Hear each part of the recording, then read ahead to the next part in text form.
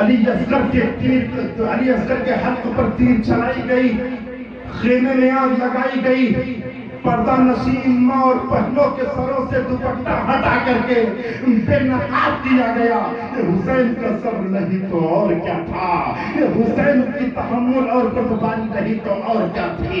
ظلموں پر بریت کا پہاڑ توڑا گیا، مگر حسین کا نعرہ بار بار یہی تھا، اے میرے ساتھ میں آنے والے اہل بیت اطہار، ساری دنیا چھوٹ جائے کوئی پرواہ نہیں، ہاتھوں سے دامن صبر نہ جانے پائے، ہاتھوں سے صبر نہ چھوٹنے پائے۔ بار بار حسین کا یہی تلقین رہا۔ بہرحال خیمہ جلا دیا گیا، اسیران کربلا کو قیدی بنا کر کے کوفہ کے بازاروں میں گھمایا گیا۔ اس کے بعد یزید کے پاس پیش کیا گیا، اللہ اکبر، دمشق کو گھمایا گیا۔ جانتے ہو بہت بڑا ظلم کیا گیا، 3 سال تک حکومت کیا تھا ظالم یزید نے، اور 3 سال بہت بڑا ظلم کیا تھا۔ 1 سال تو کربلا والوں کو شہید کیا، دوسرے سال ظالم یزید نے مدینے پہ حملہ کیا، مدینے کی شہر میں اونٹ باندھے گئے، بے حرمتی کا مظاہرہ پیش کیا گیا۔ تیسرے سال اس ظالم نے خانہ کعبہ پہ حملہ کیا، خانہ کعبہ کے خلاف کو چلا دیا، بے حرمتی کا شکار بنا۔ اللہ اکبر، 3 سال کی مدت میں ظالم نے اپنے ظلم کی حد کر دی، مگر کون کہتا ہے اس ظالم کی پکڑ نہیں ہوتی ہے؟ کون کہتا ہے کہ ظالم کی پکڑ نہیں ہوتی ہے؟ ارے کسی دنیا دار کا فرمان نہیں ہے، پروردگار کا فرمان ہے، اِنَّا بَطْشَ رَبِّكَ لَشَدِيدٌ، اللہ کی پکڑ بڑی سخت ہے۔ سبحان اللہ، حق ہے، حق ہے۔ اسی کوفہ کی دھرتی پر مختار بن عبید اللہ ثقفی کی حکومت آتی ہے۔ کچھ دنوں کے بعد جب اس کی تلوار گھومی، مختار بن عبید اللہ ثقفی کی، تو جانتے ہو تاریخ بتا رہی ہے 6,500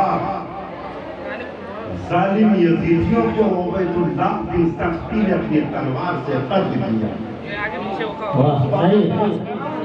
اب کیا کہنا؟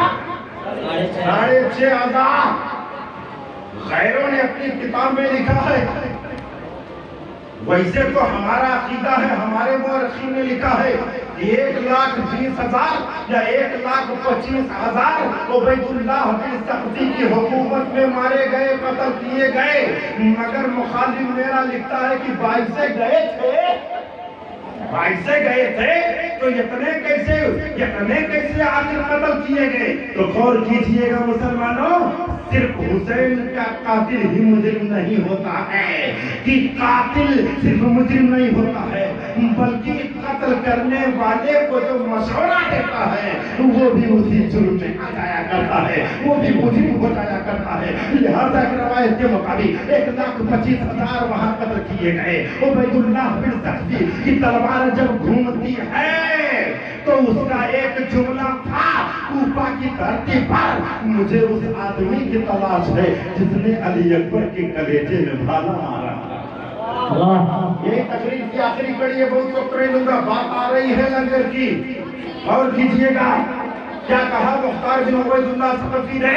ہمیں اس آدمی کی تلاش ہے جس نے علی اکبر کے سینے پہ بھالا مارا تھا، اور جب امام عالی مقام نے اپنے لفظ جگر، اپنے نور نظر کے سینے سے بھالے کو نکالا تھا، تو اسی بھالے کے ذریعے کلیجہ علی اکبر کر باہر نکل کر کے زمین کربلا پہ تڑپ رہا تھا۔ اللہ اکبر، زمین کربلا پہ علی اکبر کا کلیجہ تڑپ رہا تھا۔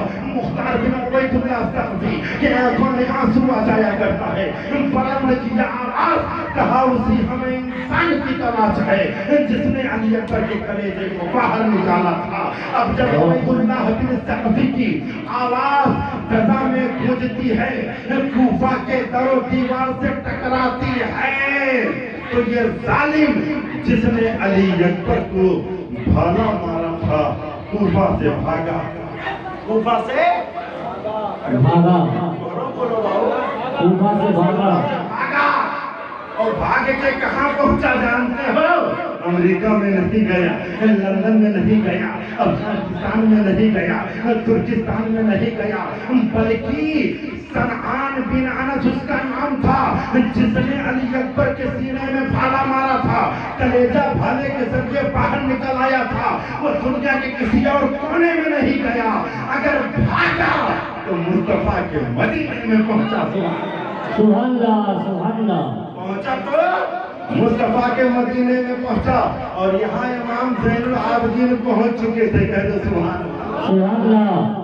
شمار نعمان بن بشیر کے ذریعے لوٹا پھوٹا قافلہ، وہ دکھ رسیدہ ماں اور بہنیں آ کے مدینے میں پہنچ چکی تھی۔ امام زین العابدین نے سارا معاملہ اپنے بابا کی بارگاہ میں سنایا، اپنے دادی کی بارگاہ میں سنایا، تمام مدینہ والوں کو صالح کربلا سنایا۔ چونکہ امام زین العابدین نے مادے کی نگاہوں سے دیکھا کہ حسین کا قاتل کون ہے، حضرت قاسم کا قاتل کون ہے، علی اکبر کا قاتل کون ہے، علی اصغر کا قاتل کون ہے۔ سارا منظر امام زین العابدین جو حسین اعظم کے بیٹے تھے، انہوں نے مادے کی نگاہوں سے دیکھا تھا وہ مدینے میں ہے، اور وہ ظالم صنعان بن انس بھاگ کر کے آتا ہے، مدینے میں پہنچتا ہے۔ امام زین العابدین نے مدینے میں تو بہت بڑا کام کیا تھا، بابا تھوڑی دیر، تو بہت بڑا کام کیا تھا۔ سب سے پہلے امام زین العابدین جب مدینے میں پہنچے تھے تو لنگر خانہ جاری کیا تھا۔ سبحان اللہ سبحان اللہ۔ جیسے آج صدام بابا نے لنگر جاری کیا کہ تمہیں آ رہے ہیں، کھا رہے ہیں، جا رہے ہیں، گویا کہ اگر ان کی محبت میں انہوں نے لنگر خانہ جاری کیا تو کسی اور کی سنت نہیں، امام زین العابدین کی سنت پہ عمل کیا۔ سبحان اللہ۔ امام زین العابدین نے پہنچے، دو کام کیا، ایک تو لنگر خانہ جاری کیا، غریب آتے رہے اسی لنگر میں کھاتے رہے، بھوکے آتے رہے لنگر میں کھاتے رہے اور جاتے رہے۔ اور دوسرا کام یہ کیا تھا امام زین العابدین نے مدینے میں پہنچ کر کے پہلا تو لنگر جاری کیا تھا، دوسرا مصطفیٰ کا مدرسہ قائم کیا تھا۔ سبحان اللہ سبحان اللہ۔ مدرسہ قائم کیا تھا کیونکہ اسی مدرسے سے میرے نام میرے بابا کا دین بڑھتا جائے گا، دین بڑھا جائے گا۔ اب لنگر خانہ جاری کیا، اب یہ صنعان بن انس بھاگ کر کے مدینے میں آیا تھا، بھوکا تو تھا ہی، جائے کہاں، پناہ ملے کہاں؟ چلو امام زین العابدین کے لنگر میں بیٹھ کر کے کھانا کھا لیا جائے۔ آیا دسترخوان پہ بیٹھ جایا کرتا ہے، علی اکبر کا قاتل ذہن میں حاضر رکھیے گا، جس نے بھالا مارا تھا اور اسی بھالے کے ذریعے کلیجہ نکل کر کے میدان کربلا میں تڑپا تھا، وہ صنعان بن انس آیا، امام زین العابدین کے دسترخوان پہ بیٹھ کر کے کھانا کھانا شروع کر دیا۔ امام نے دیکھا، ایوائڈ کر دیا، امام زین العابدین نے پہچانا، ایوائڈ کر دیا۔ اب کیوں نہیں پہچانتے؟ کربلا کی دھرتی پر تھے، سارا منظر ماتے کی نگاہوں سے دیکھ رہے تھے۔ میرے علی اکبر کا قاتل کون ہے، حضرت قاسم کا قاتل کون ہے، علی اصغر کا قاتل کون ہے، انہوں محمد کا قاتل کون ہے، سارا منظر دیکھ رہے تھے۔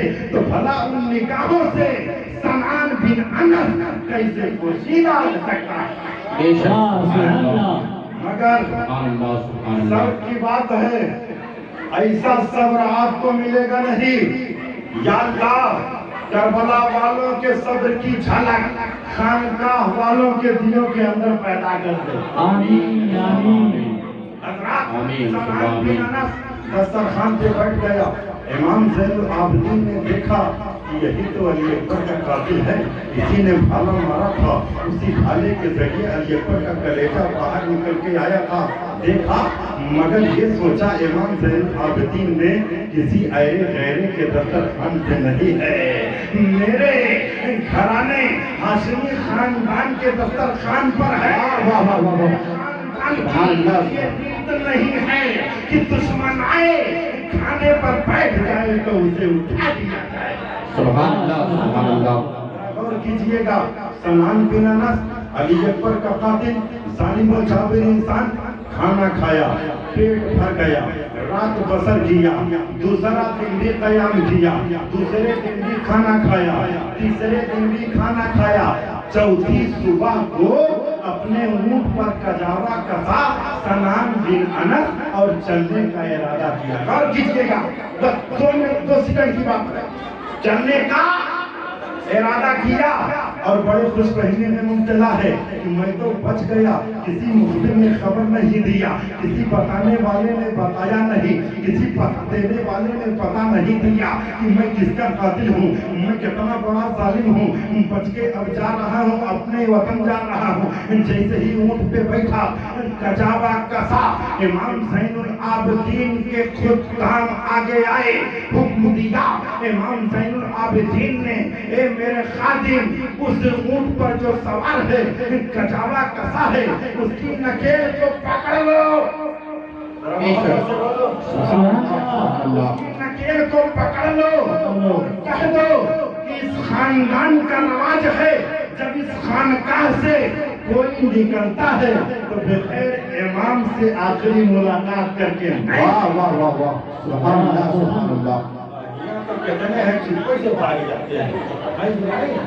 यहाँ के खानका का कुछ लोगों का हाल ये है, देखा बाबा चेहरा उधर किए, चुप्पे से रफू चक्का, कहीं कोई काम ना ले ले। मगर हिकमत बहुत बड़ी थी, इमाम ने फरमाया रोको। खादिम पहुंच करके नकेल को पकड़ लिया करता है। ये आने वाले 3 दिन तक मेहमान रहने वाले, इमाम ज़ैनुल आबिदीन के दस्तरखान पर खाना खाने वाले, अब जा रहे हो तो तुम्हारा जाना ये तेजा है। तो इसलिए इमाम के खानकाह का ये रवाज है, इमाम के खानकाह की ये रीत है कि जो यहाँ से जाता है वो आखिरी मुलाकात करके जाता है। जब इतना समान बिलमन सुनता है तो पसीने में डूब जाया करता है, कभी तारीफ हो जाया करती है। शायद किसी मुखबिर ने खबर दे दिया है, बताने वाले ने बता दिया है, बता देने वाले ने बता दिया है, इमाम से कह दिया है यदि अली अकबर का कातिल है, यदि अली अकबर के सीने पर इसी ने भाला मारा था, शायद किसी ने बता दिया है, अब तो मैं कत्ल कर दिया जाऊंगा, खत्म कर दिया जाऊंगा, अपने वतन नहीं पहुंचने को पाऊंगा। पसीने में डूब जाया करता है, कांपने लगता है, मगर मुड़ करके जब इमाम की खानकाह की तरफ देखता है तो क्या देखता है कि इमाम आ रहे हैं, एक हाथ में पानी का छागल है और दूसरे हाथ में खाना है, साथे सदा है। वाह सुभान अल्लाह सुभान अल्लाह माशाअल्लाह। पानी का छागल, सुभान अल्लाह। दूसरे हाथ में ज़ाते सफर खाने का सामान। वाह। जब इमाम ज़ैनुल आबिदीन करीब पहुंचे, अरे अल्लाह उनके साथ नहीं तो किसके साथ? साबरीन, सब्र करने वालों के साथ। दुश्मन हाथ आया मगर उसे रुखसत किस अंदाज में किया जा रहा है, ये किसी और घराने की बात नहीं है, ये मुस्तफा जाने रहमत के घराने की बात है। सुभान अल्लाह माशाअल्लाह। एक हाथ में खाने का सामान। जब गरीब पहुंचे, कहा आखिरी मुलाकात कर लो। सनान बिन अनस ने कहा हाथ में क्या है हुजूर? इमाम ने फरमाया रास्ता लंबा है, प्यास लगेगी, ये पानी का छागल है, पानी पी लेना। बोलो सुभान अल्लाह। लगेगी, ये खाना है, खाना खा लेना। सनान बिन अनस ने कहा हुजूर इतनी हमदर्दी बात समझ में नहीं आ रही है, शायद आपने मुझे जाना नहीं, आपने मुझे पहचाना नहीं। इमाम ज़ैनुल आबिदीन ने फरमाया अरे नादान, आज की तू बात करता है, जिस वक्त पहले दिन मेरी दस्तरखान पे खाना खाने बैठा था, मैंने तुझे पहचान लिया था कि ये किसी और का कातिल नहीं है, मेरे भाई अली अकबर का कातिल है, इसी ने भाला मारा था और इसी भाले के जरिए मेरे भाई का कलेजा बाहर निकल कर मैदान करबला में तड़पा था। मैं खूब तुझे पहचानता हूँ, खूब तुझे जानता हूँ, मगर कान खोल कर सुन ले, गाली का जवाब गाली से भी दिया जाता है। वाह। गाली का जवाब गाली से भी दिया जाता है, मगर ये सनान बिन अनस दुआ देने की चाशनी। वाह سبحان اللہ سبحان اللہ دعا دینے کی لذت ہی کچھ اور ہوا کرتی ہے. سبحان اللہ. یہ کسی اور کا خاندان نہیں ہے, یہ خاندان مصطفیٰ ہے, یہ خاندان بنو ہاشم ہے. اور ہمارے خاندان کی یہ شان نہیں ہے کہ بھوکا آئے بھلے ہی دشمن ہو دسترخوان پہ بیٹھ جائے اسے بھگا دیا جائے, اسے بدلا لے لیا جائے. ارے نادان سن لے, ہمارے خاندان کا تو حال یہ ہے کہ خود بھی بھوکے رہتے ہیں, اوروں کو کھلا دیتے ہیں, خود بھوکے رہتے ہیں, اوروں کو کھلا دیتے ہیں. کتنے صابر ہیں محمد کے گھرانے. سبحان اللہ سبحان اللہ. نعرہ تکبیر, نعرہ رسالت, شہید اعظم کانفرنس, نعرہ تکبیر, نعرہ رسالت. محمد کے گھرانے والے اللہ صابرین, بے شک اللہ صبر کرنے والوں کے ساتھ ہے. حدیث پاک پڑھی ہے, اللہ کے رسول نے فرمایا ہے الحسین اور منی وعنا من الحسین, میں حسین سے ہوں, حسین مجھ سے ہے. تو حسین کا وہ مصطفیٰ کا, جو مصطفیٰ کا وہ خدا کا, جو حسین کا نہیں وہ مصطفیٰ کا نہیں, جو مصطفیٰ کا نہیں وہ خدا کا نہیں. نہ یہاں اس کا ٹھکانہ ہے نہ وہاں اس کا ٹھکانہ ہے. یا رسول اللہ, جس سے تم روٹھو وہ برگشتہ دنیا ہو جائے, جس کو تم چاہ لو خطرہ ہو تو دریا ہو جائے. وآخر دعوانا الحمدللہ رب العالمین. مذہب اسلام زندہ باد, خانقاہ عاصم پائندہ باد. السلام علیکم.